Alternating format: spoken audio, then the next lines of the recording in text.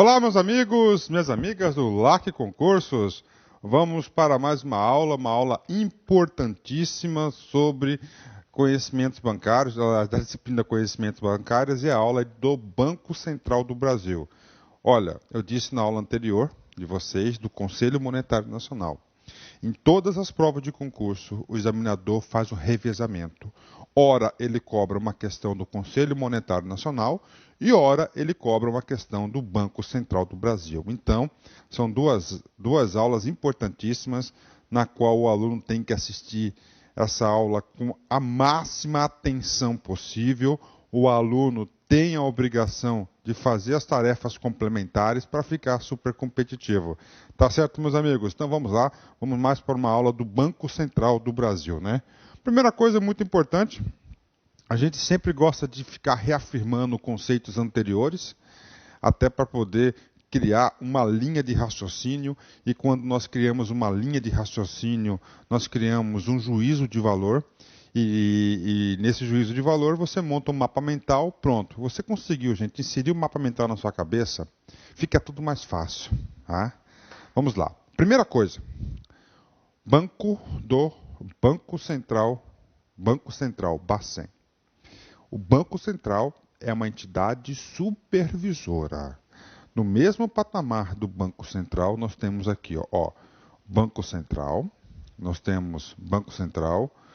temos Comissão de Valores Mobiliários, aí nós temos SUSEP e Previc. Nós temos essas 4 entidades supervisoras do Sistema Financeiro Nacional. Não é isso? Então vamos lá. Então isso aí é questão de prova, ele vai querer saber isso de você. O examinador, ele gosta de trabalhar muito com conhecimento coloquial. O que é isso, né? É o conhecimento tradicional, o conhecimento na qual as pessoas têm no seu dia a dia. Tá? No seu dia a dia. Então, o que acontece? O cara leigo, ele pensa que o Banco Central é o cara. Se você for na rua e perguntar para as pessoas sobre o Conselho Monetário Nacional, você pode ter com quase certeza que de 100 pessoas que você perguntar, 2 pessoas vai saber que existe esse cara, que é o Conselho Monetário Nacional, que é a autoridade máxima.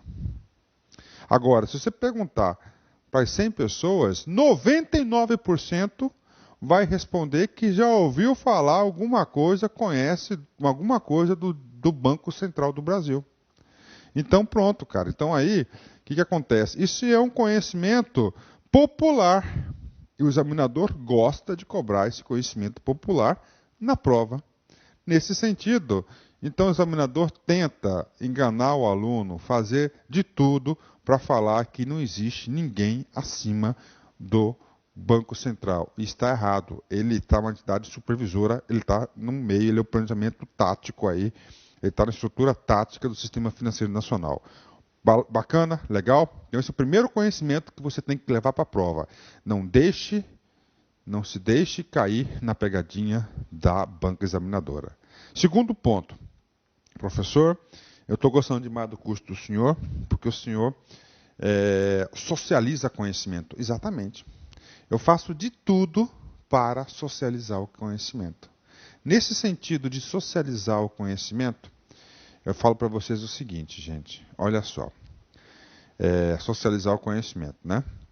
Fonte dos seus estudos. 2 locais. Primeiro, Banco Central do Brasil, no site. E segundo, as legislações. Em especial, nesse caso, a legislação em vigor é a legislação da Lei 4.595, que é a nossa Bíblia. Então, sendo assim, né, tá aqui para vocês aqui, Banco Central do Brasil, tá? Atualização feita em novembro de 2012. Esse cara aqui é a FAQ do Banco Central. Então, é o seguinte, terminou a aula, atenção, você quer ficar competitivo, você tem um compromisso com seus estudos, é clicar no link que está aqui na página anterior, posterior, aliás, e você lê essa FAQ. O que é o Banco Central do Brasil? O que faz o Banco Central do Brasil? Empréstimos e financiamentos, interferência do Banco Central na celebração de contratos, instituições que o Banco Central supervisiona, reclamação contra instituição financeira ou administradora de consórcio, esfera administrativa e esfera judicial, cumprimento de decisão judicial, bloqueio e desbloqueio de valores, Serasa, SPC, tempo de espera nas filas dos bancos, valor de tarifas, restrições no Banco Central. Gente, está aqui, é só você fazer a leitura. Professor, tem muitos desses assuntos que foram abordados durante a aula, exatamente. Por quê? Porque o professor, para preparar a aula, eu utilizei também essa fonte que eu ora passo para vocês, né?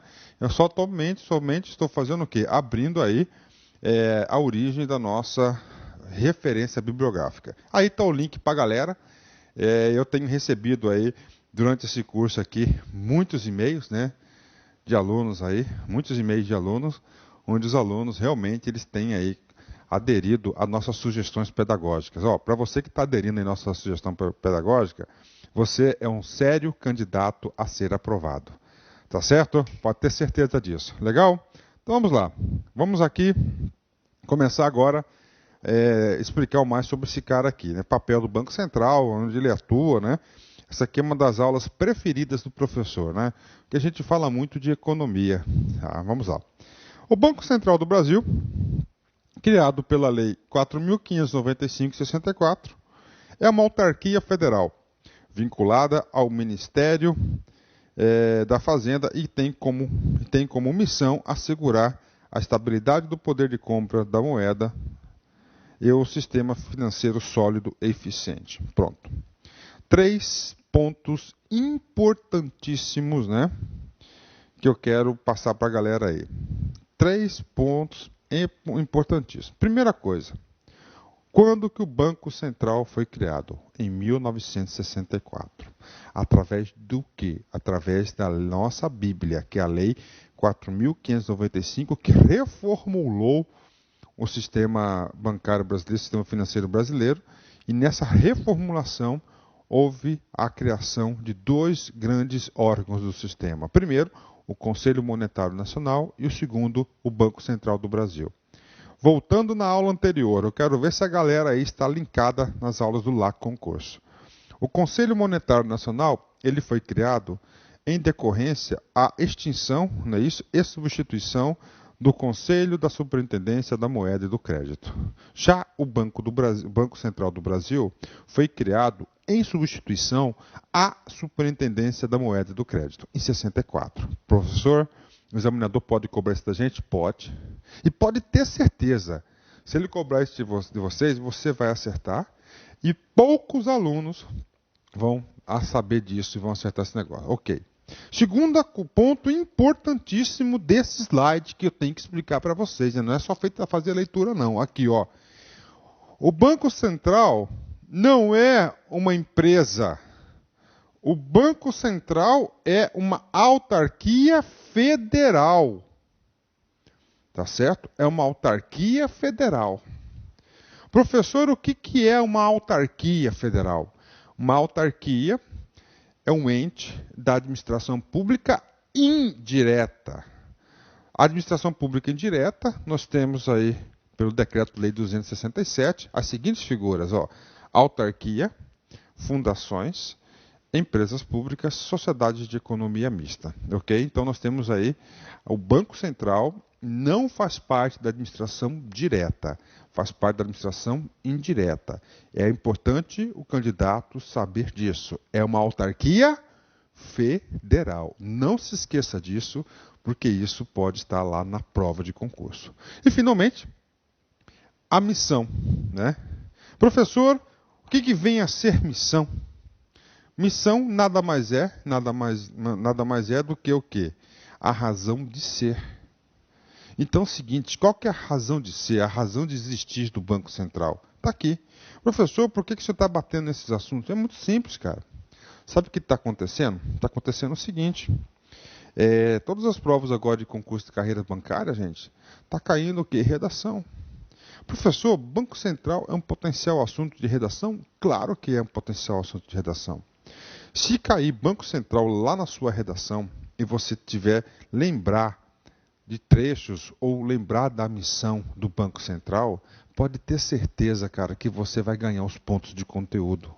Porque qual que é a razão de ser? Para que existe o Banco Central? Está aqui. Missão: assegurar a estabilidade do poder de compra da moeda. Então, olha só. Primeiro, assegurar a estabilidade do poder de compra da moeda e um sistema financeiro sólido e eficiente. Essa aqui é a missão institucional do Banco Central do Brasil. Legal? Pronto, né? Entre as principais atribuições do Banco Central, destacam-se a condução da política monetária, cambial, crédito, relações financeiras com o exterior, e a regulação e a supervisão do sistema financeiro nacional e a administração dos sistemas de pagamentos e do meio circulante. Então aqui é muito importante que o aluno vá para uma prova de concurso sabendo quais são os papéis do Banco Central do Brasil. Eu já vou voltar nesse assunto no próximo slide, tá? Só um minutinho, vou fazer a leitura aqui do último parágrafo aqui. O Banco Central atua também como secretário executivo do Conselho Monetário Nacional e torna públicas as resoluções do Conselho Monetário Nacional. Então está aqui, esse item aqui, ó, tá certo? Nós já estudamos na aula anterior. O Banco Central, além dessas atribuições, quais são as atribuições? Isso você tem que saber. Primeiro, ó, condução da política monetária, cambial, crédito. 4. Relações financeiras com o exterior. Regulação e supervisão do sistema financeiro nacional são as suas principais políticas e atribuições. Em destaque, 2. 3. Política monetária, cambial e a supervisão do sistema financeiro. E, além disso, tem uma outra atribuição de ele ser secretário executivo aí do Conselho Monetário Nacional. Então, nós falamos de condução de políticas, né? Primeira política está aqui. Política monetária. Professor, e aí? Esse cara necessita de muita explicação. A gente tem que explicar muito esse cara para os alunos. O que vem a ser a política monetária? Gente, a política monetária, tá, está 100% vinculada à quantidade de dinheiro disponível. Então está aqui. Então, olha só, o Banco Central que regula a quantidade de dinheiro disponível. A política monetária no Brasil vai impactar no poder de compra. A política monetária vai impactar no fator inflação. Então é o seguinte, o que acontece aqui, gente? Olha só. Você tem aqui produtos. Certo? Produtos. Vamos pôr aqui casas. Tá? Ah, professor, essas casinhas do senhor, ó, aí, ó. Certo? Tem aqui as casas. Tá? Tem duas casas. Vamos colocar hipótese 1, hipótese 2. Certo? Você tem disponível no mercado, tá? A quantidade aqui, ó, de 10 milhões de reais. Exemplo hipotético.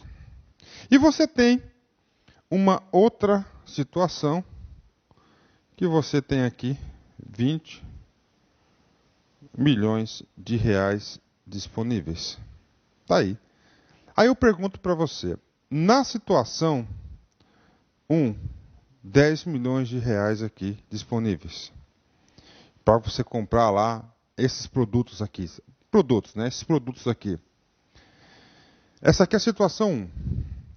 Quando você passa para a situação 2, na situação 1, tá? Olha só, essa casa aqui está valendo 100 mil. Essa casa aqui. Quando os meios de pagamento, quando a quantidade de dinheiro aumenta, significa dizer o quê? Que você tem mais dinheiro disponível. E quando você tem mais dinheiro disponível, significa dizer o quê? Que esses 100 mil, que é o valor real da casa, aí eu pergunto para você, você acha que esse valor da casa de 100 mil, tá certo? A casa vai continuar valendo 100 mil ou irá diminuir o valor de 100 mil ou irá aumentar o valor de 100 mil.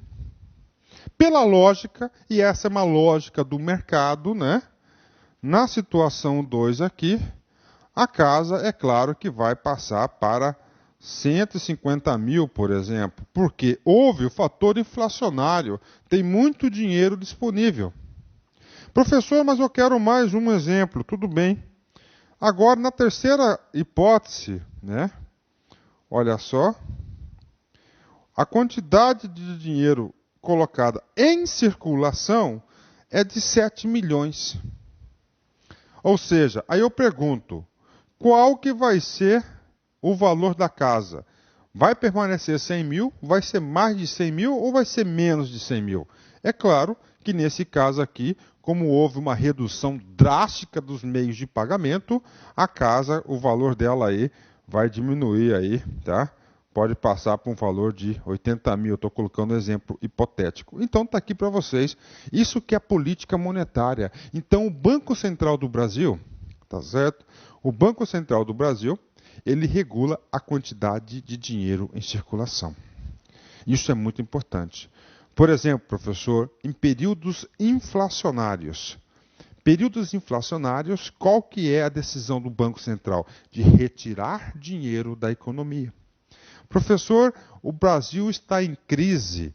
O Brasil está precisando de investimentos. O que o Banco Central faz? O Banco Central, né?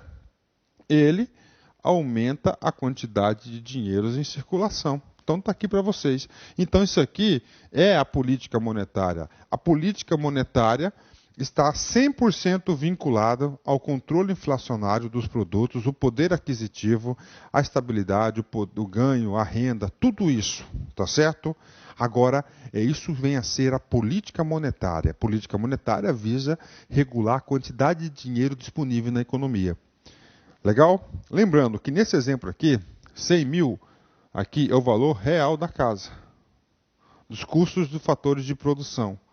E aí, os 150 mil ficou inflacionada, tá certo? E os 80 mil ficou deflacionada. Pronto. Agora, uma pergunta que o aluno tem que fazer é o seguinte. Primeira coisa, o aluno ele tem que entender, tá? Ele não pode passar para o próximo ponto de explicação sem compreender essa política monetária. Entender a política monetária, então regula a quantidade de dinheiro em circulação. Já viu aquela história? O dinheiro sumiu. Isso acontece realmente. O dinheiro sumiu. E quando fala que o dinheiro sumiu, significa dizer que houve uma retirada da quantidade de dinheiro em circulação. É claro que esse dinheiro fica mais caro. O que é o dinheiro mais caro? Os juros mais altos. Tá? Pronto, entenderam isso? Beleza, posso passar para o próximo ponto? Você tem que entender esse cara. Isso é política monetária. O segundo ponto fundamental da política monetária diz respeito como que o Banco Central consegue aumentar a quantidade de dinheiro e reduzir a quantidade de dinheiro em circulação em determinada economia. Bonito isso, prof. Pois é, né? Você viu só? Então é o seguinte, como que o Banco Central faz isso? Resposta, se quiser anotar, pode anotar. Né? Através dos seus instrumentos, de intervenção na economia. Então é o seguinte, o Banco Central do Brasil tem basicamente 5 ferramentas na qual ele tem o total controle sobre essas ferramentas, né? Essas ferramentas que ele consegue retirar e aumentar a quantidade de dinheiro. O primeiro instrumento chama-se depósito compulsório. O segundo instrumento chama-se redesconto. O terceiro instrumento chama-se open market. O quarto instrumento chama-se controle e seleção do crédito. E o quinto e último instrumento é a modificação da taxa Selic. Então, esses são os 5 pontos fundamentais macroeconômicos que o Banco Central do Brasil tem para aumentar e diminuir aí a quantidade de dinheiro em circulação. Aproveitando esse gancho, eu vou ter que explicar isso para vocês em linhas rápidas, cada um deles. Depois eu volto aqui esse slide aqui. Então é o seguinte, instrumentos da política monetária. Primeiro, depósitos bancários, também é chamado de encaixes bancários, e as taxas de reserva. Esse cara tem mais um nome, chama-se depósito bancário, né? É depósito compulsório. Professor, depósito compulsório. Eu quero que o senhor me explique aí, professor, esse cara. Sim. Lembra que eu falei para vocês que o banco, as instituições, principalmente as instituições, os bancos, em especial aquelas que são bancos monetários, que recebem o famoso depósito à vista, tá? Que o banco não trabalha com o dinheiro dele. Lembra que eu falei isso para você? Professor, como assim que o banco não trabalha com o dinheiro dele? Claro, ele trabalha com o dinheiro dos outros. O cara foi lá na agência dele, depositou milão lá na conta corrente, esse dinheiro da conta corrente milão, o que ele fez? Ele depositou para outro, ele emprestou para outro cara. Aí outro cara, emprestou para outro cara.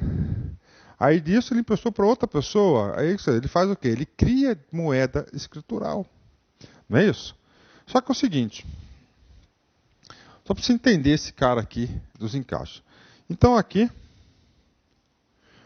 esse cara bonitinho aqui chama-se Luiz. Tá? O Luiz depositou dinheiro lá no Banco do Brasil. Tá? Eu estou colocando o Banco do Brasil porque o professor tem conta no Banco do Brasil, tá? E na Caixa Econômica. Eu gosto muito dos dois. O professor depositou R$1.000 aqui, ó, no Banco do Brasil. Aí é o seguinte, né? O Banco do Brasil. O Banco do Brasil, tá? As disponibilidades do Banco do Brasil, automaticamente, obrigatoriamente, são depositadas no Todo-Poderoso Banco Central. Então está aqui. Ou seja, o Banco do Brasil, automaticamente, ele manda lá esse R$1.000 aqui, lá na sua conta no Banco Central. Então está aqui para vocês. Certo? Ele manda lá no Banco Central esse dinheiro aqui. Então é o seguinte, ele deposita lá. Esse é o mecanismo. Esse é o mecanismo. Então, todos os bancos têm uma conta no Banco Central? Positivo. Você tem que saber disso na prova? Claro, essa aqui é uma aula de quê? De Banco Central. Tá lá. Só que aí é o seguinte, né? O Banco do Brasil, ou qualquer outro banco, ele vai trabalhar com o dinheiro de Luiz. Ele vai emprestar o dinheiro de Luiz para outra pessoa, não é isso? Aí lá no Banco do Brasil, lá no Banco Central, ele tem o tal de depósito compulsório. O que é o depósito compulsório? É um determinado percentual dos depósitos na qual o banco fica proibido para ele trabalhar. Vamos supor o seguinte, que o depósito compulsório aqui é de 60%. Então, R$600 aqui, tá certo? Vai ficar retido lá no Banco Central, que ele não poderá emprestar para outrem. E 400 pila, por exemplo aqui, esse que é 40%, esse 400 pila, o Banco do Brasil pode pegar esse recurso aqui e emprestar para outras pessoas. Então está aqui para vocês aqui. Então isso que é o depósito compulsório. Então tem um depósito compulsório, é aquele valor obrigatório. Esse depósito compulsório é definido pelo Banco Central do Brasil, é uma atribuição do Banco Central definir esse percentual. Então o que acontece? Política monetária. O governo quer retirar dinheiro de circulação. O que ele faz? Ele aumenta esse depósito compulsório aqui para 80%, por exemplo. Então o que? Vai diminuir a quantidade de dinheiro disponível no banco para o banco emprestar para outra. E lembrando que eu disse para vocês que é o seguinte, que os bancos trabalham com o dinheiro dos outros. Legal? Entenderam? Colocar na sua cabeça o depósito compulsório. Então vamos lá de novo, cara. Eu sei que é a primeira vez que está estudando esse cara aqui, então nós temos que ter muita paciência com o cara. Então, Luiz, eu peguei milão do meu bolso, depositei no Banco do Brasil, que no Banco do Brasil eu sou correntista, né? Automaticamente todas as instituições financeiras têm uma conta no Banco Central, por isso que fala Banco dos Bancos. Esse Banco do Brasil transferiu esse milão lá para o Banco Central. Desses milão, tem um dispositivo obrigatório da política monetária no Brasil, chamado depósito compulsório, também chamados encaixes bancários e taxas de reserva. E esse valor é um percentual que o banco fica guardado lá, o Banco Central fica guardadinho esse percentual e ele não pode utilizar para nada. E ele tem aí 40% livre, ok? Pronto, feito isso. Pronto, isso aqui que é o depósito compulsório. Professor, eu vou sacar os 1.000, certo?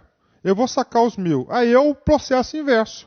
Eu vou no Banco do Brasil, tiro o meu milão, certo? Automaticamente o Banco do Brasil, Banco Central, tira milão da conta do Banco do Brasil, automaticamente esses 600 pila some, né? Porque você tirou, e os 400. Então é o processo inverso, quando o saque, né?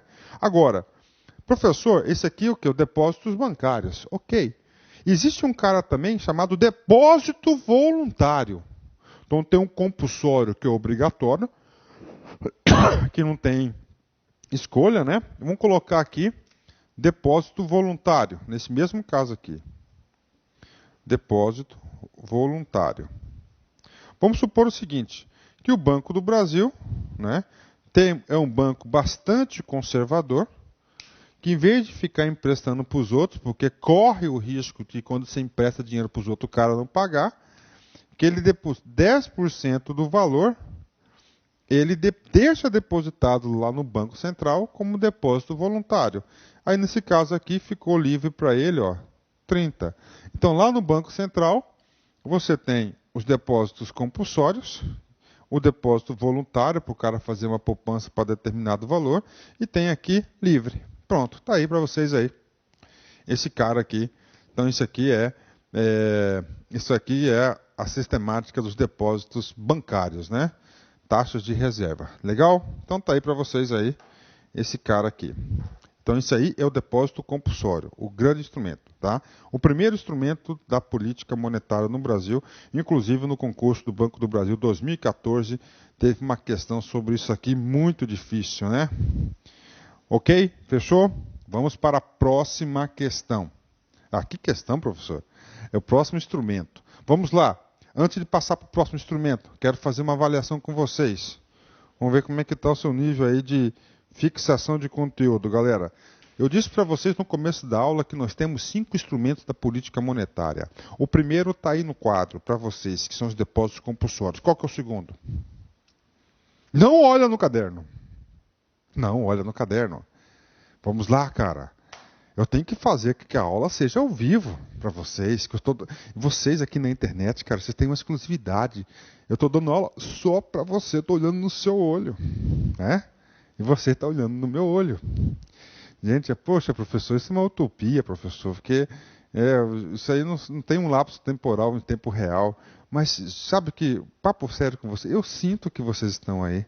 É como se eu estivesse dando aula só para você, é verdade. Então, primeiro, depósito compulsório. Segundo, não olha no caderno. Isso, operações de redesconto. O terceiro, professor, open market, né? Mercado aberto. Quarto, controle e seleção do crédito. E 5, chama-se modificação da taxa Selic, são os 5 instrumentos. O segundo instrumento está aqui, ó, redescontos. Tá? Redescontos. É o seguinte, tá? É correto afirmar que o Banco Central é o banco dos bancos? Sim, certo ou errado? Correto, super correto. Todos os bancos têm contas aonde? No Banco Central, senão não é banco. Todas as disponibilidades dos bancos são aonde guardadas? No Banco Central. Então todo banco, professor, todo banco, olha aqui, bancos, todos os bancos, obrigatoriamente, tem uma conta num cara chamado Banco Central. Professor, esse cara é poderoso demais, rapaz, você não tem noção.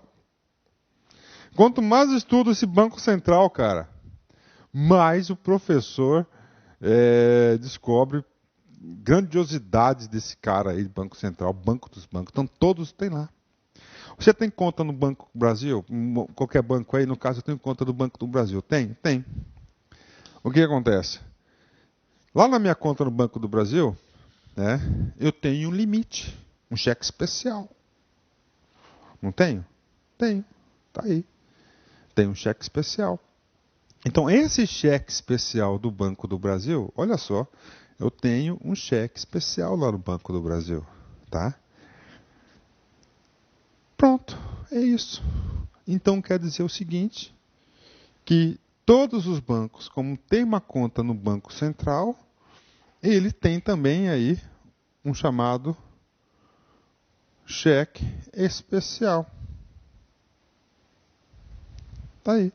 Professor, para que serve o tal do cheque especial? Ó, tem para determinadas pessoas o cheque especial é a fonte de vida do cara. O cara sempre está entrando no cheque especial.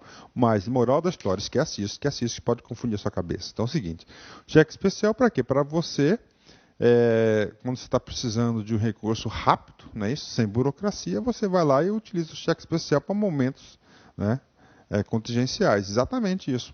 Então, o redesconto, exatamente isso, é como se fosse um cheque especial, uma linha de crédito que o Banco Central deixa à disposição. Agora sim, vamos lá. Cheque especial, galera. Você acha que o cheque especial ele é oneroso? Ele é caro? Sim, ele é caríssimo, tá? O cheque especial é caríssimo. Então, ele tem uma taxa acima do mercado.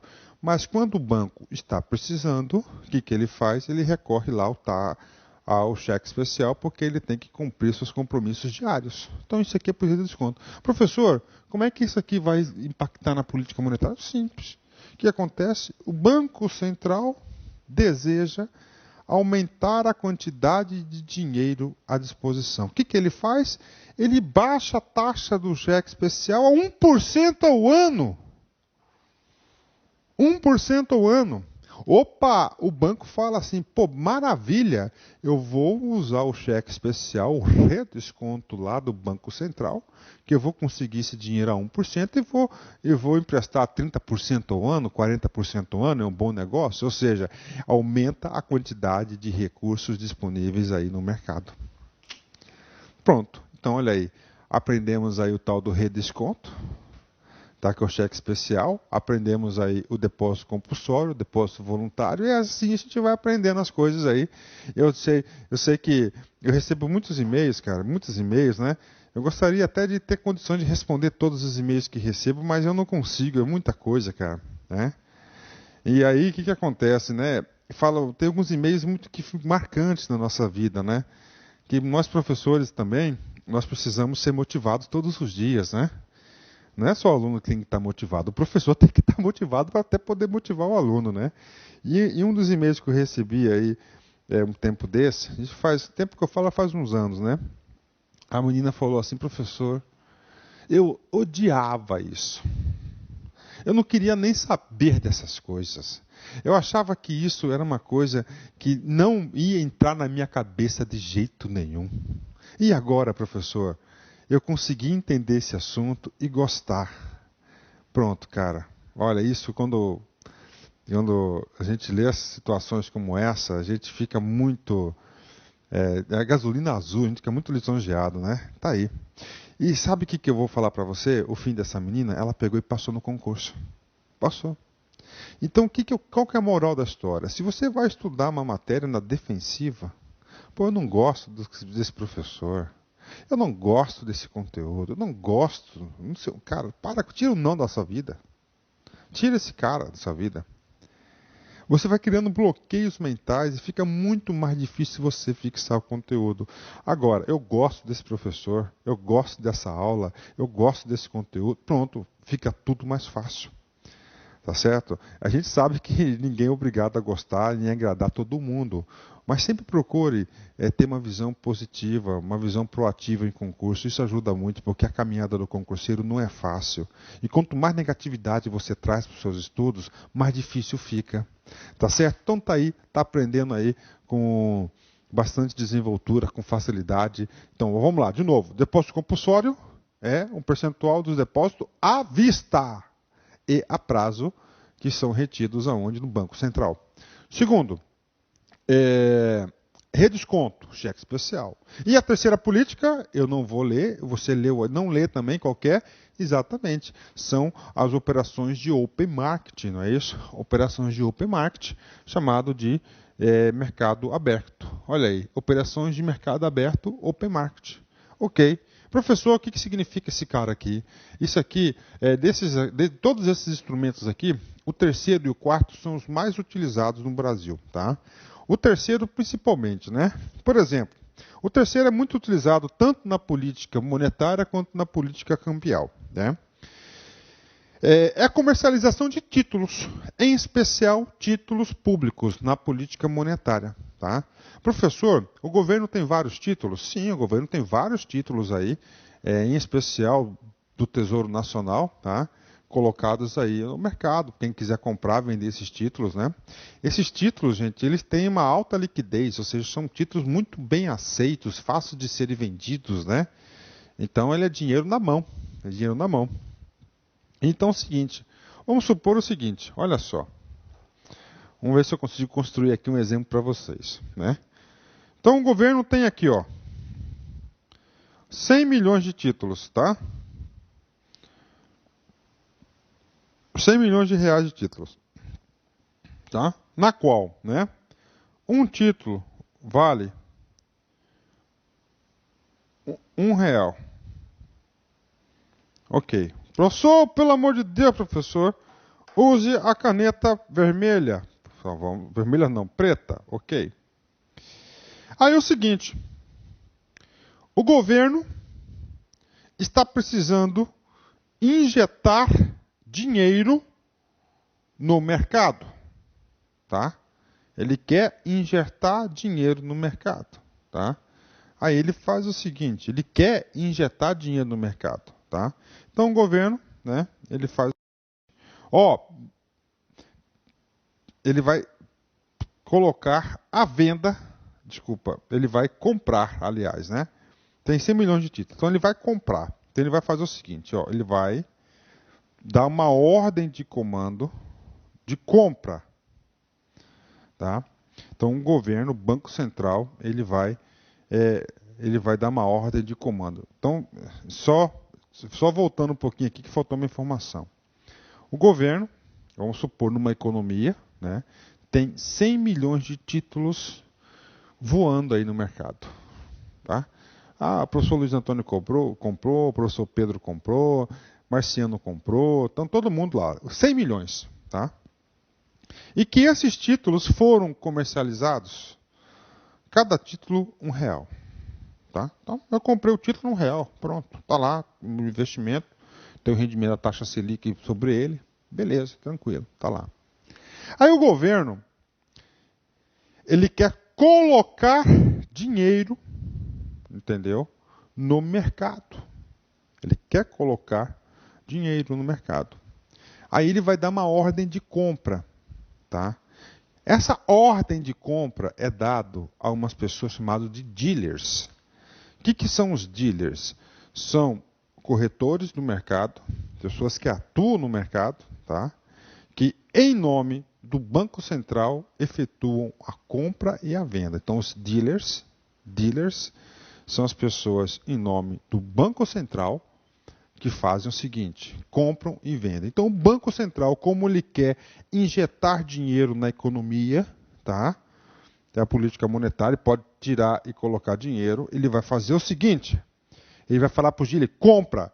Então ele manda uma ordem de compra o seguinte, ó, vocês estão autorizados a comprarem aí a 1,20. Opa! O professor comprou os títulos a R$ 1 ontem.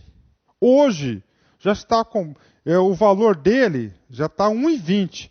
O que o professor vai fazer? Opa, 20% é muito dinheiro. Então eu vou o quê? Vou vender.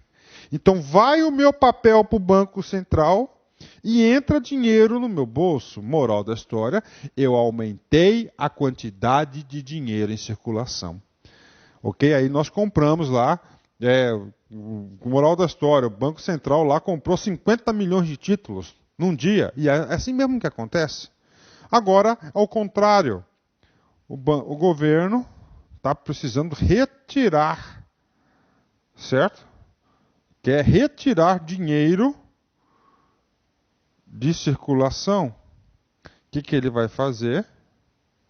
O governo, nesse sentido, agora ele vai falar o seguinte: galera, eu estou vendendo a 90 centavos cada título.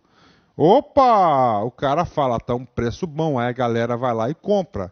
Então a galera comprou, entra título no bolso dele e sai dinheiro do mercado e o Banco Central guarda esse dinheiro no cofrinho do Banco Central. Então está aqui para vocês. Isso são as operações de mercado aberto, né? Isso acontece, está acontecendo muito isso com dólar, né? A política cambial. Então é o seguinte, o governo tem as suas reservas de dólar, tá certo? E o governo controla aí o preço do dólar. O dólar está subindo, o governo quer baixar o preço do dólar. O que ele faz? Ele vai vender dólar. Ele vai colocar dólar no mercado e retirar reais. Isso é política monetária e política cambial. Legal? Então nós vimos 3 grandes instrumentos. Primeiro grande instrumento, depósito compulsório, chamado também de encaixes. O segundo é o chamado redesconto. O terceiro, o open market. Cara, isso cai na prova. O CESP gosta disso, a FCC gosta disso, tá? A Sensgran Rio gosta disso, então o aluno tem que saber esses caras aqui. Professor, e aí? E aí nós temos aqui ainda mais 2 instrumentos da política monetária, que é o controle e a seleção do crédito e a modificação da taxa Selic. O controle e a modificação do crédito, nós temos um exemplo bem recente na economia brasileira, na qual o governo federal desejava, né, era uma política de governo, incentivar o consumo das famílias. Então o que ele fez? Ele pegou os bancos públicos, né, no caso o Banco do Brasil e Caixa Econômica, e falou, galera, empresta tudo que você puder para a galera aí, a juros mais baixos. Então ele foi lá e emprestou lá, então ele pode fazer essa política de seleção do crédito aí. E finalmente, a taxa Selic, a movimentação da taxa Selic, que é a taxa básica da economia brasileira. Também essa taxa Selic aí, nós temos aí aulas específicas sobre ela. O aluno tem que saber esse cara aí, não tem condições de uma prova de concurso não estudar a taxa Selic. Bom, por hora, né, eu fiz aí uma breve análise para vocês aí dos instrumentos monetários, os grandes instrumentos aí da política monetária no Brasil. Voltando para o slide anterior, que isso aqui foi só para explicar os instrumentos da política monetária, inclusive, junto com a política monetária e a questão aqui do câmbio, na minha opinião, são as 2 mais importantes atribuições, missões aí do Banco Central do Brasil, né? E o aluno tem que ser tem que estar muito esperto, cara. Toda e qualquer questão, bateu o câmbio, você tem que saber que esse tal do câmbio é atribuição do Banco Central. Bateu monetário, política monetária, é atribuição do Banco Central. Tá certo? Legal? Entendeu? Então vamos lá para a terceira política do Banco Central, que é de crédito, exatamente isso que eu falei para vocês, né? De crédito, tá? De crédito. E de relações financeiras com o exterior. Professor, arruma esse slide? Claro que eu vou arrumar, né? Então, de crédito é uma outra política, né? E, professor, crédito. Tá? De crédito. Professor, aqui eu sou bem sistemático, gente, me desculpem, mas não tem jeito. Eu acho que as coisas quando é para fazer bem feito, né? Então você tem que fazer bem feito, não tem essa de fazer mal feito. Então nós temos aqui política monetária, 1, 2 cambial, 3 de crédito, relações com o exterior, Esse cara aqui passa a ser 5 e esse sujeito aqui passa a ser 6. Pronto, eu dou um Ctrl B para salvar. Ampliou o slide, consertamos aí o sujeito aqui. Então nós temos aí política monetária, explicamos em detalhe, nem em detalhes, eu dei uma aprofundada nesse assunto. Cambial, de câmbio com relação do real, com relação às demais moedas estrangeiras, principalmente o dólar. De crédito, né? Controle e seleção do crédito. Relações financeiras com o exterior, tudo passa pelo Banco Central. Regulação e a supervisão do sistema financeiro nacional. Por que isso? Porque todos os bancos aí estão sujeitos às determinações do Banco Central, em especial as resoluções editadas pelo Conselho Monetário Nacional e as cartas circulares regulamentatórias do Banco Central. E, finalmente, a administração do sistema de pagamentos e do meio circulante, né? O item 6 está muito vinculado a uma aula que nós explicamos aí, eu tenho aí disponível para vocês, já está gravada essa aula. A aula chama-se Sistema de Pagamentos Brasileiro, né? Onde criou lá o sistema de transferência de reservas. Pronto, legal? E os principais instrumentos na qual o governo, direto ou indiretamente, ele impacta em todas essas políticas, os principais instrumentos que o Banco Central tem na mão. Já falamos para você, que é o tal dos depósitos bancários, em caixa, também chamado depósitos compulsórios, as operações de redesconto, as operações de mercado aberto, chamado Open Market, controle e seleção de crédito e, finalmente, modificação da taxa Selic. E eu quero ainda falar mais uma coisinha da taxa Selic, que a taxa Selic nada mais é do que o que? A taxa básica de referência da economia brasileira. Para que serve uma referência? Para você se orientar. Não é isso? Para você se orientar. Então é o seguinte, a taxa Selic está 10,25 hoje, por exemplo, né? E aí o seguinte, você fez uma aplicação lá no Banco do Brasil, aí o gerentão falou assim, essa aplicação está pagando 9% ao ano. Ele fala com boca cheia, 9% ao ano. Aí você fala, isso é um péssimo investimento, porque eu tive aula com o professor Luiz Antônio de Carvalho, porque no mínimo tem que empatar, que é o 10,25 da taxa Selic. Eu estou perdendo 1,25 ao ano. E como é que você tem coragem de me falar que esse cara é um ótimo investimento, né? Legal? Então você não pode fazer isso, você tem que ter essa sacada. E tá certo? Então essa é o que? A taxa básica para você ter essa referência aí. Uma questãozinha para vocês aí, galera, vamos lá. Aqui, Banco do Brasil, Sens Gran Rio 2014. No Brasil, a condução e a operação diárias da política monetária, com o objetivo de estabilizar a economia, atingindo a meta de inflação e mantendo o sistema financeiro funcionando adequadamente, são uma responsabilidade. Cara, bateu ali, ó, política monetária. Não tem erro. É letra E, Banco Central do Brasil. Tá certo? Só fortalecendo uma coisa aqui importante, que é fazendo exercício que veio à cabeça, ó. Meta de inflação. Professor, o que significa esse cara? Significa dizer que aqueles instrumentos da política monetária, o redesconto, o depósito compulsório, o open market, né, taxa Selic, estão diretamente vinculadas ao atingimento do quê? Da meta de inflação. Tá? Então tá para vocês aí esse dado aí importantíssimo, né? Então, tá. Beleza? Ótimo, né? Professor, vamos lá. O Banco Central é o cara? Sim, é o cara. Professor, quem está subordinado às determinações do Banco Central? Primeira coisa, todo tipo de banco. Então está aqui, lá na FAQ do Banco Central. Quais são as instituições que o Banco Central supervisiona? Olha aí, olha a quantidade de cara que tem que estar sujeito. Isso aqui eu tirei lá da FAQ do Banco Central. Tá? Então esses assuntos aqui, cara, você não tem que questionar muito não. Você tem que pegar e decorar esse cara aqui, compreender porque é importante. Vamos lá. Os bancos múltiplos, bancos comerciais, bancos cooperativos, bancos de investimento, bancos de desenvolvimento, bancos de câmbio, caixas econômicas, cooperativas de crédito, sociedades de crédito, financiamento e investimento, sociedades de crédito imobiliário, sociedades de arrendamento mercantil, sociedades corretoras de câmbio, sociedades corretoras de títulos e valores mobiliários, sociedades distribuidoras de títulos e valores mobiliários, agências de fomento, companhias hipotecárias, sociedades de crédito ao microempreendedor e a empresa de pequeno porte e administradora de consórcio. São todas as entidades que são fiscalizadas, supervisionadas e monitoradas pelo Banco Central do Brasil. Né? Pronto.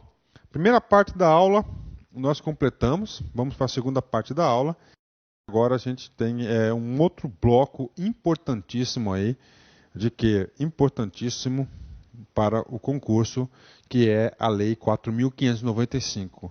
O aluno tem que saber que essa Lei 4.595, ela é a lei na qual reformulou o Sistema Financeiro Nacional, na qual nós temos até hoje essa estrutura de 64. Tá? Essa lei, ela criou duas pessoas importantíssimas, que foi o Conselho Monetário Nacional e o Banco Central do Brasil, que nós estamos estudando. E no Banco Central do Brasil, existe lá um capítulo especial, o capítulo 3º, então não tem jeito, cara, papo reto. O capítulo 1º só tem um artiguinho, o capítulo 2º ele vai falar do Conselho Monetário Nacional, e o capítulo 3º vai falar do Banco Central do Brasil. Então, cara, a verdade é nua e crua. Eu não vou enganar ninguém. Você quer ficar competitivo? Quer? Competitivo, chegar lá na prova, poxa, você com aquela energia, poxa, sei o conteúdo. Vai ter que ler o capítulo 1º, o capítulo 2º e o capítulo 3º, que o examinador pode, em qualquer momento ali, cobrar alguma coisa para vocês. Tá? E claro, assistindo as aulas que a gente vai fazendo os comentários. No capítulo 3º, o artigo 8º, é onde criou o Banco Central do Brasil. A atual Superintendência da Moeda e do Crédito é transformada em autarquia federal, tendo sede e foro na capital da República, sob a denominação de Banco Central da República do Brasil. Parou. Professor, o senhor sempre fala que é Banco Central do Brasil. Correto, é Banco Central do Brasil. Só que em 64, quando esse sujeito foi criado, deram o nome dele de Banco Central da República do Brasil. Só que acontece que, de acordo com alterações nas legislações posteriores a 64, o legislador retirou a palavra República e hoje o nome do cara é Banco Central. Mas, ainda na lei, figura Banco Central da República do Brasil. Explicado.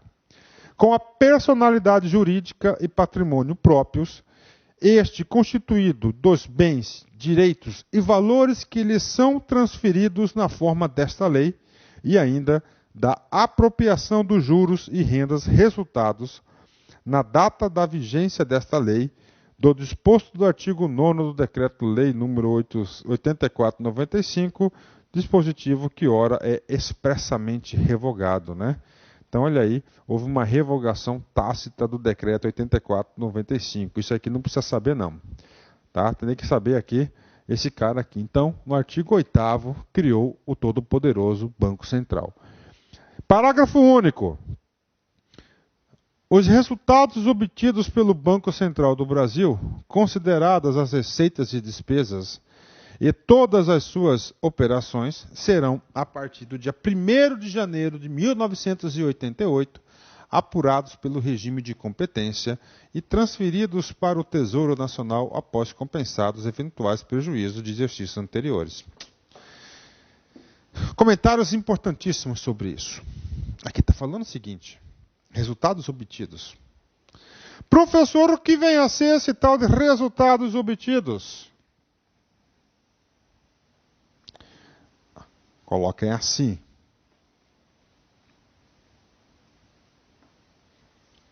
O que está escrito aí? Eu quero ouvir. Isso, lucros. Lembra do exemplozinho lá do Open Market, dos dealers? Né? Que esse cara que opera em nome do Banco Central? Ah, era um real que ele era o título, aí vendeu para uns 20, 80, 90, não é isso? Nessa operação aí, cara, pasmem, o Banco Central ganha dinheiro, lucro. Dinheiro, lucro, sim. O que está falando o parágrafo único? Que a partir de 88, esse lucro que o Banco Central produz, ele vai para o Tesouro, ou seja, para a conta única da União para pagar aí as despesas da sociedade brasileira. Então está aqui.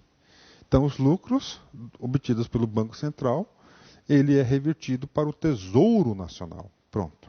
Essa é a primeira grande colocação do parágrafo único.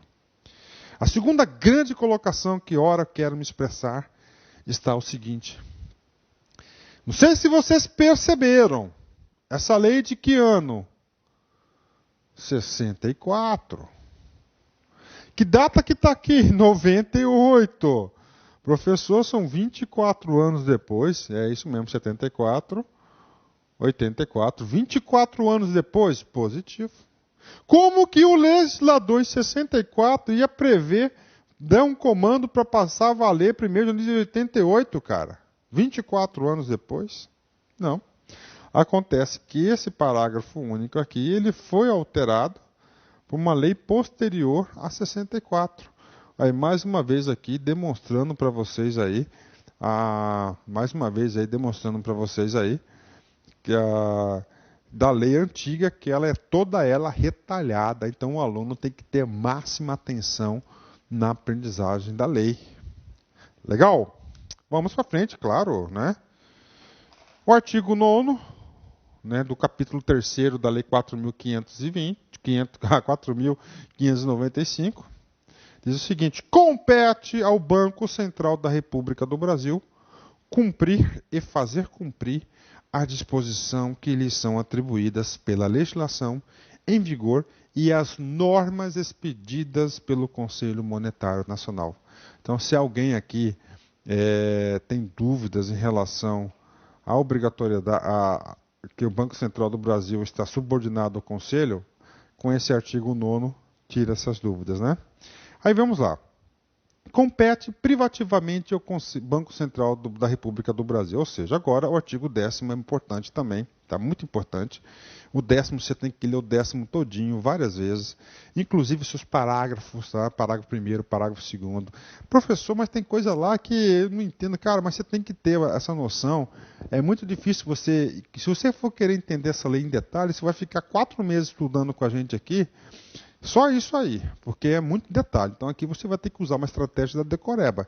Concurso público, cara, ele passa, o aluno que é aprovado, é aquele aluno que tem uma estratégia legal. Então você tem que montar estratégias.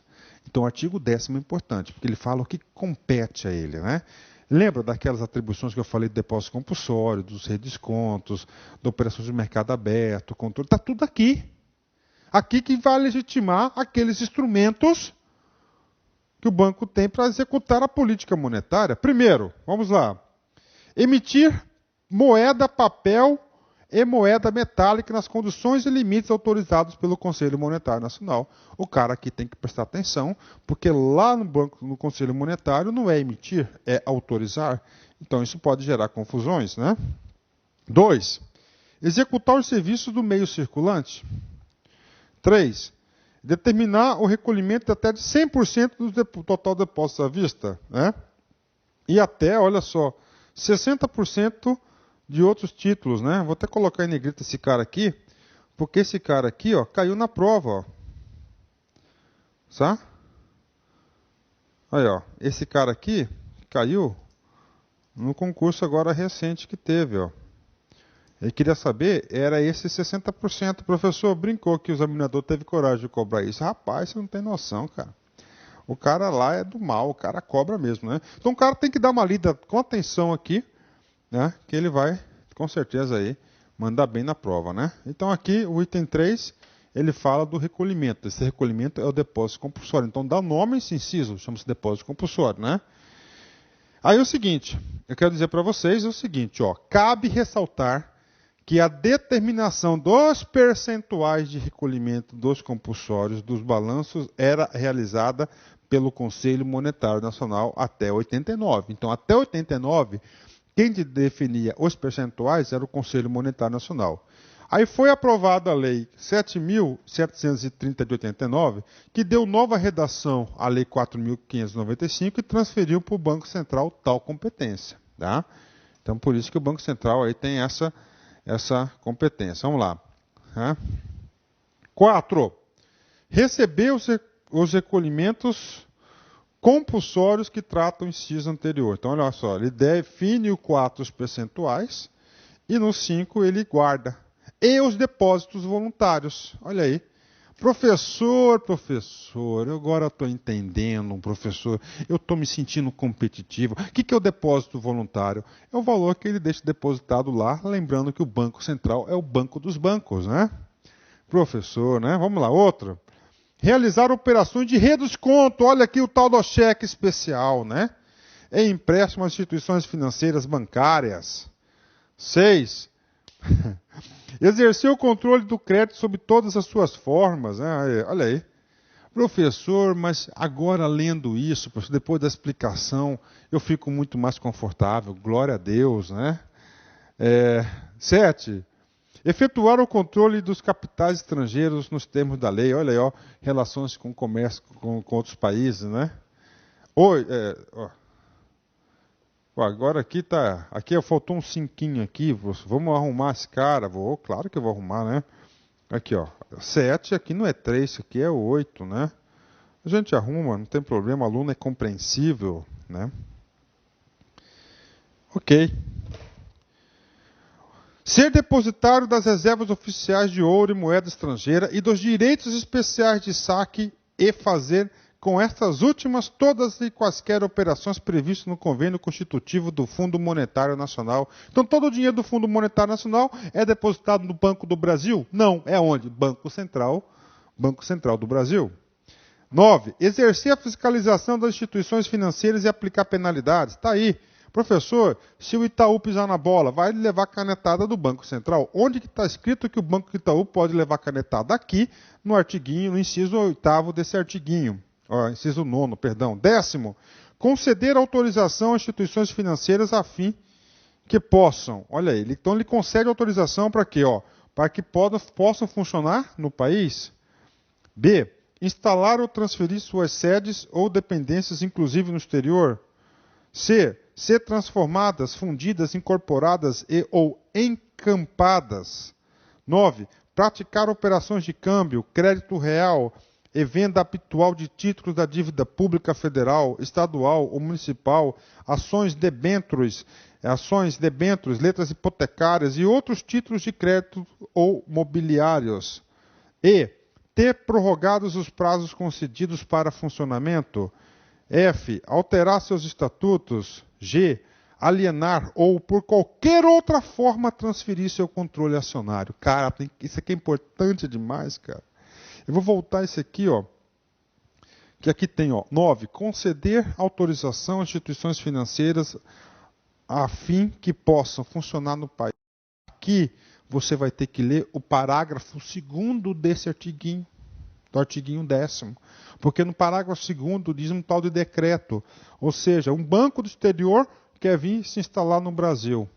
Aí é o seguinte, a autorização não é só do Banco Central. Necessita de um decreto do Poder Executivo. Está lá no parágrafo 2º. Então você tem que ler esse cara. Isso é tarefa do aluno, né?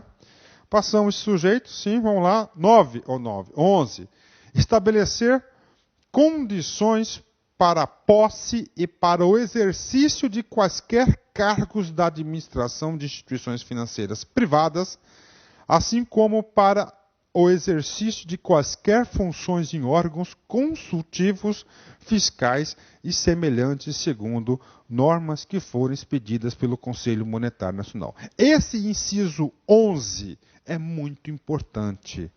Ele fala o seguinte, cara. Vamos lá. Eu, professor Luiz Antônio, eu não quero mais ser professor. Me decepcionei com essa carreira. Agora eu quero trabalhar no banco, porque eu conheço as leis dos bancos, só que eu quero ser diretor do banco. Eu vou lá, bato na porta dos banqueiros, tal, conselho de administração. Pô, cara, você é um cara legal, vem cá. Eu quero que você seja diretor aqui do banco. Beleza, então o banqueiro aceitou. Eu quero, eu posso ir. Depende de quem? Desse cara aqui, Banco Central. Então, todos os cargos de direção dos bancos necessitam de quem? Da chancela do Banco Central.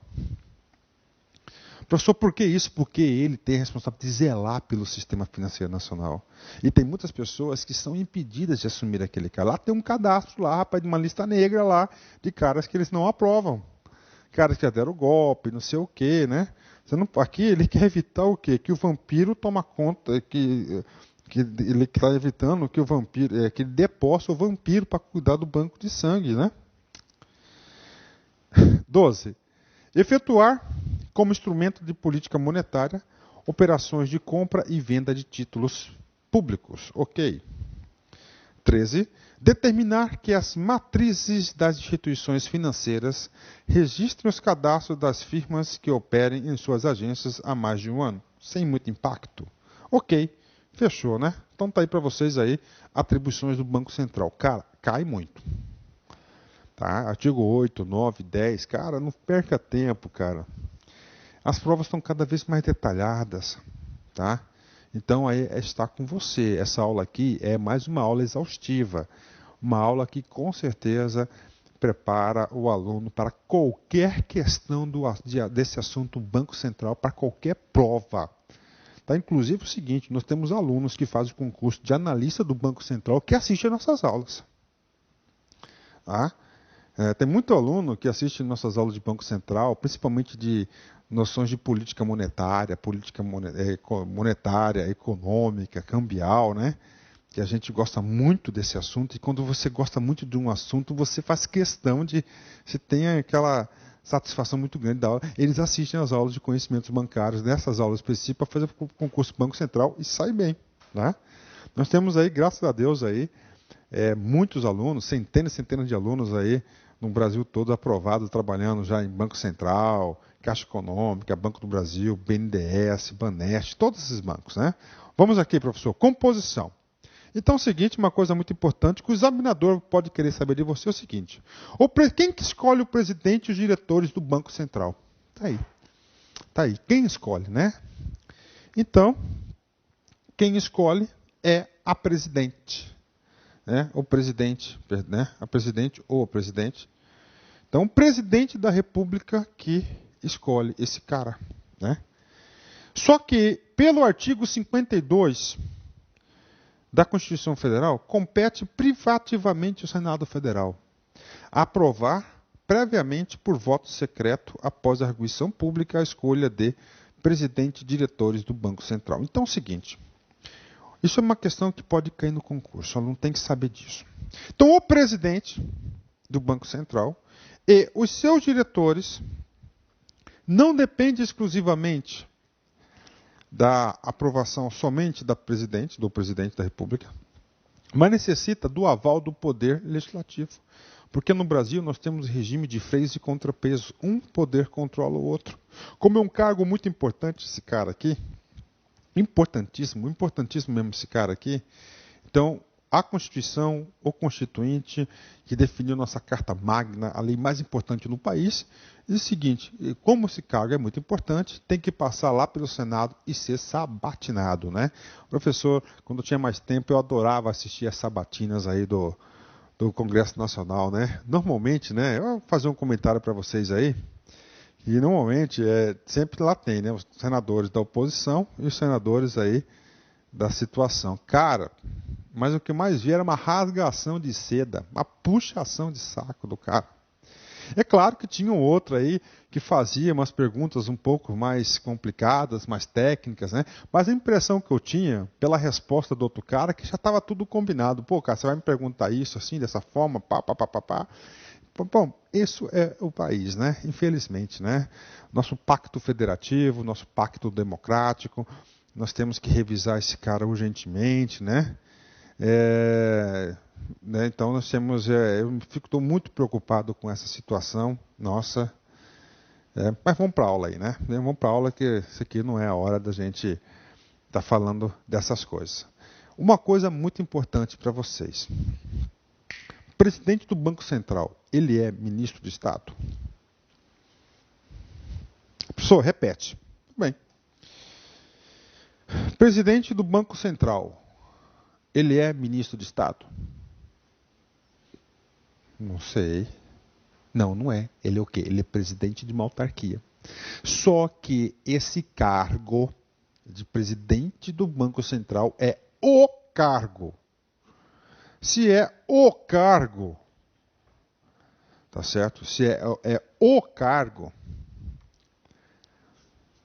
a legislação atribuiu ao presidente do Banco Central status de ministro de Estado.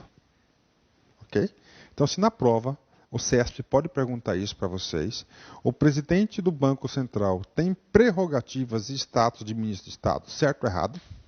Isso, certo. Legal? Tá aí, pegadinhas aí, detalhes, a gente sempre procura detalhes e mais detalhes, né? Professor, o Banco Central do Brasil, ele faz parte da administração pública? Faz. Ok. Olho no olho. Você acha que as decisões do Banco Central do Brasil devem ser revestidas de decisões técnicas ou políticas? Você acha que esse órgão de controlar a inflação, taxa de juros da economia, desconto, redesconto, títulos públicos, etc., etc., o que deve motivar as decisões do Banco Central são decisões técnicas ou decisões políticas? E aí? Aí é o seguinte, eu vou mandar para falar para vocês. O Banco Central é uma instituição técnica.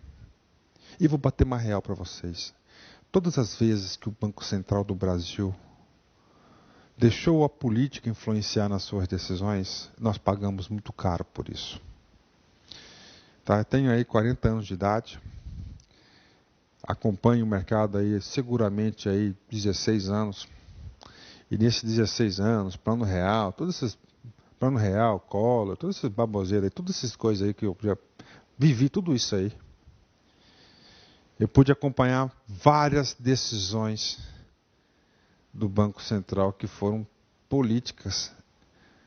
Decisões de socorro do Banco Santos, Banco Econômico lá do Antônio Carlos Magalhães, um ex-senador baiano, que tinha grande influência sobre o governo, e foram prejuízos gigantescos. Então, o Banco Central do Brasil, ele é uma instituição técnica. E em alguns países, por exemplo, principalmente o Federal Bank, lá dos Estados Unidos, e o Banco Central da zona do euro, são duas entidades independentes, ou seja, afastou o banco do poder executivo. Eles têm, como fosse uma agência independente. Aqui no Brasil, até se cogitou em transformar o Banco Central em uma agência independente, com os diretores com mandato fixo, tal, né? Para quê? Para não receber influência aí contaminada de governo, né? De governo que eu não consigo acreditar nos governantes ainda, infelizmente, né? Eu não consigo, então eles queriam fazer o seguinte, eles querem transformar o Banco Central em uma agência independente. Só que no Brasil, o Banco Central não é independente, ele tem uma autonomia, tá? Autonomia é diferente de independência. Por quê? Porque nenhum presidente, isso começou lá no Fernando Henrique Cardoso, com o Plano Real, não sei o quê, Arminio Fraga, papapá. Fernando Henrique Cardoso, Lula, Dilma, tá? Por eles aí, já começaram por eles, né? Nenhum deles quiseram abrir a mão do banco dos bancos. Então, respondendo aqui, não é independente. Agora, o Banco Central do Brasil possui uma autonomia operacional privilegiada, né? Embora possua autonomia operacional, o que demonstra ser conduzido por decisões técnicas, seu presidente e diretores são nomeados pelo presidente da República com aprovação do Senado Federal. Nota-se com isso que mesmo a entidade possuindo autonomia em suas decisões, está sujeita a interferências políticas, né? E essas interferências políticas aqui que rebenta, né?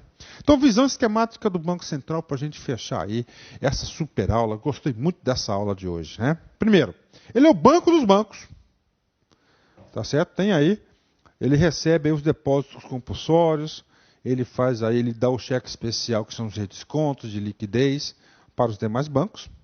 Ele é o gestor do sistema financeiro nacional, o grande supervisor, né?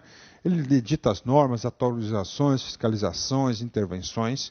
Ele é executor da política monetária, com aqueles 5 instrumentos, né? Determinação da taxa Selic, controle dos meios de pagamento, liquidez no mercado, orçamento monetário, instrumento de política monetária. Ele é o banco emissor, tá certo? Quem autoriza é o Conselho Monetário Nacional, emissor do meio circulante e saneamento do meio circulante. Ele é o banqueiro do governo, claro, né? Financiamento ao Tesouro Nacional, via emissão de títulos públicos, administração da dívida interna, externa, gestor fiel e depositário das reservas internacionais do país, representante junto às instituições financeiras internacionais do sistema financeiro nacional. É o centralizador do fluxo cambial, tudo que é dólar, câmbio, passa pelo cara, normas, autorizações, registro, fiscalização, intervenção. Outra mudança ocorrida, né? Então isso aqui é uma visão esquemática do Banco do Central, beleza? Ok? Pronto, então tá aí para vocês aí, né? Aí teve uma mudança recente, eu falo recente porque é muito conservador essas partes de atribuição do Banco Central, que foi trazida pela Lei de Responsabilidade Fiscal em 2001, a Lei Complementar 101 de 2001. E essa Lei Complementar de 2001, né, que é 2001, o que acontece? Ele proibiu que o Banco Central emitisse seus próprios títulos. Que antes, o Tesouro Nacional emitia os títulos e o Banco Central. Aí, a partir da Lei de Responsabilidade Fiscal, não. Parou. Agora, títulos são todos lá do Tesouro Nacional. Professor, e os títulos que o Banco Central emitiu antes da lei? Claro que estão valendo, né? Tem tido 30 anos aí para o resgate. Então, não deu 30 anos ainda. Outra mudança ocorrida, mais recentemente, foi a proibição ao Banco Central de emitir títulos próprios, tendo que fazer política monetária com títulos emitidos pelo Tesouro Nacional. Muito importante isso aqui, né? Vamos lá. Então, a Lei Complementar não de 2001, é 2000, o artigo 7º diz o seguinte: o resultado do Banco Central do Brasil, apurado após a constituição ou reversão de reservas, constitui receita do Tesouro Nacional e será transferido até o 10º dia útil subsequente à aprovação dos balancetes semestrais. O resultado negativo constituirá obrigação do Tesouro para o Banco com o Banco Central do Brasil e será consignado em dotação específica do orçamento. O que significa esse artigo 7º aqui? Diz o seguinte, cara. Lembra que eu falei para você que o Banco Central do Brasil ele dá lucro ou prejuízo? Se der lucro, aqui na LRF definiu que ele tem que passar semestralmente, depois que é publicado o semestre, o balancete aí do semestre, não é isso? O balanço do semestre tem que passar para o Tesouro. E se der prejuízo, o Tesouro também banca essa linha aí. E no artigo 26, a destinação dos recursos para, direta ou indiretamente, cobrir necessidade de pessoas físicas ou déficit de pessoas jurídicas deve ser autorizada por lei específica, atender às condições estabelecidas na Lei de Diretrizes Orçamentárias e está previsto no orçamento em seus créditos adicionais. Aí é o seguinte, o parágrafo 1º que proíbe o Banco Central de algumas coisas, vamos lá. O disposto no caput aplica-se a toda administração indireta, inclusive fundações públicas e empresas estatais, exceto no exercício das atribuições precípuas do... Não, isso aqui não é aqui. Artigo 34, perdão, vamos lá. O Banco Central do Brasil não emitirá títulos da dívida pública a partir de 2 anos após a publicação desta lei complementar. Assunto importantíssimo. Legal? Aí, exercícios, né? O Banco Central do Brasil tem como atribuição, primeiro, receber os recolhimentos compulsórios dos bancos? Claro, alternativa correta. O que aconteceu aqui? Aí. Mas vamos ler, né? Isso aqui eu falei várias vezes, né? B. Garantir a liquidez dos títulos da emissão do Tesouro Nacional? Não, quem vai garantir a liquidez aí é o próprio mercado, a ação de compra e venda, né? Ele garante a liquidez da política monetária, né? Acompanhar as transações da Bolsa de Valores? Não, é quem? É mercado, Comissão de Valores Imobiliários. Assegurar o resgate dos contratos de previdência privada? Não, isso aqui quem quer? Previc. Desculpa, SUSEP.